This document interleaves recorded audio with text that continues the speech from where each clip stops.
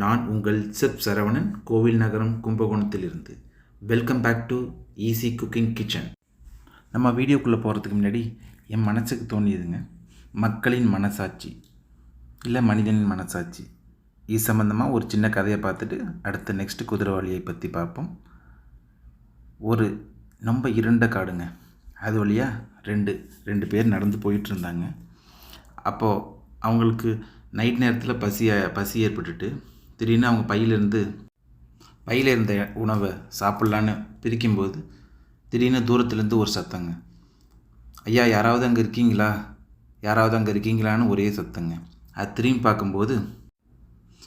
பார்க்கும்போது அங்கே தூரத்துலேருந்து ஒருத்தர் கத்துனார், ஐயா எனக்கு கொஞ்சம் ரொம்ப பசிக்குது, இருட்டு நேரம் ஆயிடுச்சு, என்னால் இங்கே வெளியிலேருந்து ரொம்ப தூரமும் போய் சாப்பிட முடியாது, அதுக்குள்ளே நான் மயக்கத்திலே விழுந்துருவோம் போல இருக்குது, உங்கள் சாப்பாடை கொஞ்சம் தர முடியுமா அப்படின்னு கேட்டாருங்க. உடனே இந்த 2 பேரும், ஐயோ சாப்பாடு தானேங்க, நம்ம இப்போ சாப்பிட்றதுனால என்ன வந்துச்சு, நம்ம 3 பேருமே ஷேர் பண்ணி சாப்பிட்லாம் அப்படின்னு சொன்னாங்க. இவர் உடனே நான் எவ்வளோ காசு வேணாலும் தரேங்க அப்படின்னு சொன்னதுக்கு, ஐயோ நீங்கள் சும்மா இருங்க, சாப்பாடுன்னு கேட்குறீங்க, இதில் என்னங்க உங்களுக்கு வேண்டியிருக்கு, நாங்கள் கொடுக்குற இருக்கிற சாப்பாடு நம்ம 3 பேரும் ஷேர் பண்ணி சாப்பிட்லாம் அப்படின்னு சொன்னாருங்க. இந்த 2 பேரும் சரின்னு 3 பேரும் உட்காந்து சாப்பிட ஆரம்பிக்கும்போது இந்த 2 பேர் இருந்தாங்க இல்லையா, அவங்களோட முதல் பார்சலை பிரித்து பார்த்தா முதல்ல உள்ளவர்கிட்ட 5 சப்பாத்திங்க, ரெண்டாவது உள்ளவர் அவரோட பார்சலை பிரித்து பார்த்தாரு, அவரோட பார்சலில் 3 சப்பாத்தி இருந்துச்சுங்க. மொத்தம் 8 சப்பாத்தி ஆச்சா. இப்போ 8 சப்பாத்தி எப்படி பிரிக்கிறது அப்படின்னு கேட்டு 2 பேருக்கும் ஒரு குழப்பம்.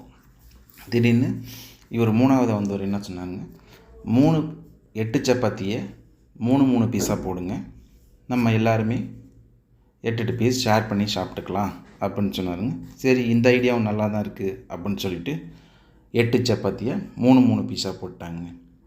3 பீஸாக போட்டு கொஞ்சம் நம்ம சாப்பிட்டு முடிச்சாச்சு, கொஞ்சம் இதுக்கு மேலே நடக்க முடியாது, கொஞ்சம் ஓய்வு எடுத்துகிட்டு காலைல போகலான்னு 3 பேரும் அதே இடத்துல படுத்துட்டாங்க. காலைல விடிஞ்சு எழுந்திரிச்சு பார்த்தா அந்த வெளிலேருந்து ஒரு பணக்காரர் வந்தார் இல்லையா, அவங்கள்ட்ட நம்ம காசு கொடுத்தா அவங்க வாங்க மாட்டாங்க, அதனால நம்ம காசை அவங்கள்ட்ட வச்சுக்கலான்னு சொல்லி 8 பவுண்டு வச்சுட்டு போயிட்டாருங்க. உடனே இவங்க 2 பேரும் காலைல விடிஞ்சு பார்த்தா அவர் இல்லை. ஏஞ்சி பார்த்துட்டு அவர் எழுதி வச்சிருந்த சீட்டை பார்த்துட்டு அதுக்கு உள்ளார இருந்த பணத்தையும் எடுத்து பார்த்துட்டு 8 பவுண்டு வச்சுட்டு போயிட்டார். நம்ம சாப்பிட்ற சாப்பாட்டை கொடுத்ததுக்கு அவர் இவ்வளோ செலவு பண்ணி காசு கொடுத்துட்டு போயிருக்கார் நிறையவே அப்படின்னு கவுண்ட் பண்ணி பார்க்கும்போது 8 பீஸ் இருந்துச்சு. இந்த 8 பவுண்டை பார்த்துட்டு 2 பேரும், சரி வாங்க நம்ம 2 பேரும், அவர் போயிட்டார், சரி இந்த பவுண்டை நம்ம தூக்கியும் போட முடியாது, நம்ம 2 பேருமே ஆளுக்கு 4 பீஸ் எடுத்துக்கலான்னு ஒருத்தவர் சொல்கிறாருங்க. இந்த 3 சப்பாத்தி வச்சுருந்தவர் 5 சப்பாத்தி வந்தவர் என்ன சொல்கிறாரு, இல்லை நான் தான் அதிக சப்பாத்தி கொடுத்தேன், அதனால் எனக்கு ஒரு 5 பங்கும் உனக்கு மீதி உள்ள 3 பங்கும் நீ எடுத்துக்கோ அப்படின்னு சொல்கிறாருங்க. இல்லை 2 பேருக்கும் இடையில் ரொம்ப சண்டை வந்துடுச்சிங்க. சரி வாங்க கோர்ட்டுக்கு போயிடலாம் அப்படின்னு சொல்லி கோர்ட்டில் போய் இந்த கேஸ் சம்மந்தமாக ஒரு வக்கீலை பார்த்து நம்ம இந்த கேஸை கோர்ட்டில் கொடுக்குறாங்க. என்ன கேட்டால் கோர்ட்டுங்கிறதே நான் போகக்கூடாது, அந்தளவுக்கு இழுக்கடிச்சிடுவாங்க. ஓகே, நம்ம அப்புறம் கோர்ட்டுக்கு போய் ஆர்கியூமெண்ட் முடிஞ்சு அந்த ஜட்ஜ்மெண்ட் லாஸ்ட்டாக ஃபைனலாக ஒரு ஜட்ஜ்மெண்ட் வரதுக்காக வெயிட் பண்ணியிருந்தாங்க. ஜட்ஜ்மெண்ட் சொல்ல போகிறாரு. ஜட்ஜ் என்ன சொன்னார் தெரியுமா, இப்போது 5 சப்பாத்தி எடுத்தவனுக்கு 7 பவுண்டும் 3 சப்பாத்தி வச்சுருந்தவனுக்கு 1 பவுண்டும் கொடுத்தாருங்க. இவனுக்கு ஒரே சண்டைங்க, ஐயோ நம்ம 2 பேரும் சமாதானமாக போயிருந்தால் கூட 4 எடுத்துருக்கலாமே அப்படின்னு ஒரே கன்ஃபியூஷனுங்க.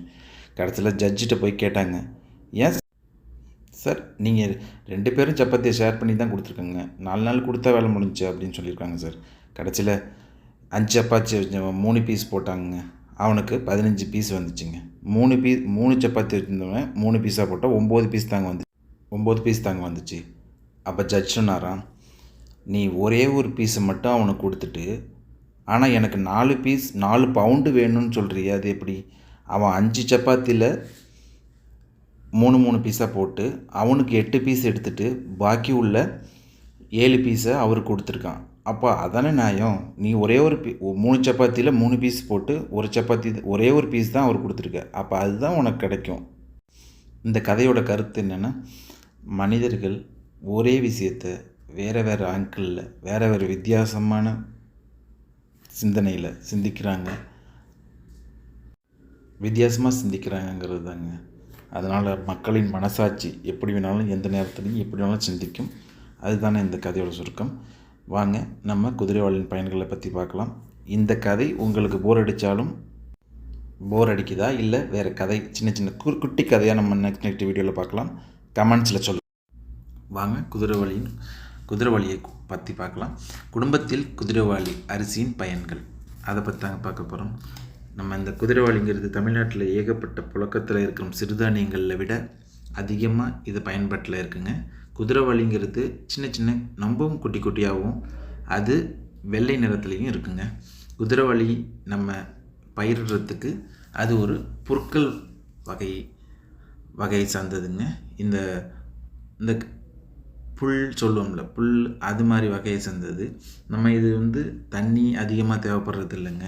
அது மட்டும் இல்லாமல் இதனோட பயன்பாடுன்னு பார்த்திங்கன்னா குழந்தையின் வளர்ச்சிக்கு, எலும்பு, அது மட்டும் இல்லாமல் சர்க்கரை நோய் வராமல், அது மட்டும் இல்லாமல் மலச்சிக்கல், கண்களுக்கு ஏற்படுற குறைபாடுகள், உடல் எடை குறைக்கிறது, நீர்க்கடுப்பு, யூரின் போகும்போது வரும் நீர்க்கடுப்பு, அது போலவும் செரிமான சக்தி அதிகரிக்கும், இரத்த சோகை வராமையும், குழந்தைங்கள்லேருந்து பெரியவங்கலேருந்து சில நேரங்கள் டயர்டாக இருப்பாங்க, இரத்த சோகை வரையும், சளி, இருமல், இருதய நோய், ஆழ்ந்த உறக்கத்துக்கு நைட்டில் நம்ம வாரத்தில் 3 நாள் எடுக்கலாம். ஆனால் நைட்டில் கொஞ்சம் இது கஞ்சா வச்சு குடிக்கும்போது நம்மளுக்கு ஆழ்ந்த உறக்கத்திற்கும் இந்த குதிரைவாலி நம்ம பயன்பாடாக இருக்குங்க.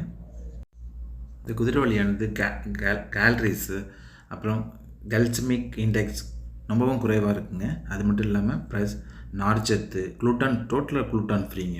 அது மட்டும் இல்லாமல் அயன் சத்து அதிகமாகவே இருக்குங்க. நம்ம இணை உணவு கொடுப்போம் இல்லையா குழந்தைங்களுக்கெல்லாம் 6 to 7 மாதத்தில், அதில் அரிசி, கேழ்வரகு தான் நம்ம அதிகமாக பயன்படுத்துவோம். இந்த குதிரைவாலி கஞ்சி கொடுக்கும்போது அவங்களுக்கு இன்னும் ஆக்டிவாகவும் இன்னும் சுறுசுறுப்பாகவும் இருக்கிறதுக்கு இந்த குதிரைவாலி உதவுங்க. அது மட்டும் இல்லாமல் அடல்ட்டாக இருந்தாங்கன்னா அவங்களுக்கு வேறு பிடிச்ச டிஷ்ஷஸ் எல்லாம் நம்ம செஞ்சு கொடுக்கலாம். இதோட பிளட் சுகரை ஸ்டேபிளாக வச்சுக்குதுங்க. இதை நம்ம இந்த அரிசியை கவனிக்க மறந்துட்டோம் இல்லையா. அது மட்டும் இல்லாமல் உடல் எடையை குறைக்கிறதுக்கும் இது ரொம்பவும் உறுதுணையாக இருக்குங்க இந்த குதிரைவாலி அரிசி. இது நம்ம ஃபேட் சேராமல் உடம்பு டெபாசிட் ஆகாமல் கண்ட்ரோல் பண்ணுறதுக்கு குதிரைவாலி ரொம்பவும் கண்ட்ரோலாக இருக்குங்க. இன்னொன்று ரத்தத்தில் இருக்கிற சுகர் கண்ட்ரோல் நார்மலாக வச்சுக்கிறதுக்கு இந்த குதிரைவாலி அரிசி மிகவும் உறுதுணையாக இருக்குங்க. நம்ம வாரத்தில் 2 அல்லது 3 நாள் எடுத்தோம்னாலே நம்மளுக்கு போதுமான சத்து கிடச்சிடுது. 100 கிராம் குதிரைவாலி எடுக்கும்போதுங்க அதில் புரட்சி சத்து 6.2 மில்லிகிராமும், கொழுப்பு சத்து 2.2 மில்லிகிராமும், தாது உப்பு 4.4 மில்லிகிராமும், நார்ச்சத்து 9.8 மில்லிகிராமும், மாவுச்சத்து 65.5 மில்லிகிராமும், கால்சியம் 11 மில்லிகிராமும், பாஸ்பரஸ் 280 மில்லிகிராமும் இருக்குங்க. இதனால் இது தொடர்ந்து நம்ம உணவில் எடுத்துக்கும் போது குதிரைவாலியின் பயன்களை முழுமையாக நம்ம இப்போ சதவிகித உணவுன்னு சொல்லுவோம் இல்லையா. கீரை, அப்புறம் நார்ச்சத்து உள்ளது, ஃபைபர், எல்லாம் நார்ச்சத்து இதெல்லாம் நம்ம சேர்த்துக்கும் போது நம்ம இந்த குதிரைவாலியினோட பயனை முழுமையாக அடைய முடியுங்க. குதிரைவாலி வாரத்தில் 2 நாள் அல்லது 3 நாள் நம்ம உணவில் சேர்த்து கஞ்சாவோ, இல்லை தோசை, இட்லி, இல்லை பொங்கல், இல்லை புட்டு, சில பேருக்கு புட்டு பிடிக்கும் அப்படின்னு சொன்னால் புட்டாகவும் நம்ம செஞ்சு சாப்பிட்லாம். ஆனால் இது வாரத்தில் 3 நாள் எடுக்கும் பொழுது நம்மளோட உடலில் உள்ள அனைத்து நான் அதுக்கு தான் நம்ம டைட்டிலே கொடுத்துருக்கோம் பார்த்தீங்களா, குடும்பத்தில் குதிரைவாலியின் பயன்கள். குடும்பத்தில் உள்ள அனைவரும் மகிழ்ச்சியுடன் இருப்பதற்கு குதிரைவாலி அரிசியை பயன்படுத்துங்கள். இந்த வீடியோ உங்களுக்கு மிகவும் பயனுள்ளதாகவும் இருக்குன்னு நினைக்கிறேன். சிறுகதையின் நெக்ஸ்ட் வீடியோ தொடரணுன்னா கமெண்ட் பண்ணுங்கள். உங்களுக்கு இந்த வீடியோ பிடிச்சிருந்தால் லைக், சப்ஸ்கிரைப், ஷேர் பண்ணுங்கள். என்னோடய YouTube link, Saravanan Facebook link எல்லாத்தையுமே நான் இதில் அப்டேட் பண்ணியிருக்கேங்க. நான் நாளை சூப்பரான வீடியோலேருந்து வேறு ஒரு வீடியோலேருந்து நான் உங்களை சந்திக்கிறேன். உங்கள் கிச்சனிலிருந்து விடைபெறுவது உங்கள் செஃப் சரவணன், கோவில் நகரம், கும்பகோணம். வாங்க நாளைக்கு என்ன வீடியோன்னு பார்க்கலாம். நம்ம நெக்ஸ்ட் வீடியோவில் பார்க்க போகிறது கேழ்வரகு சாப்பிடுவதால் கிடைக்கும் நன்மைகள். இது நம்ம இதுவரை பார்த்த 7 தானியங்களில் இறுதியான கேழ்வரகு தானியங்கள் தான் நாளைக்கு வீடியோவில் பார்க்க போகிறோம். நன்றி, வணக்கம்.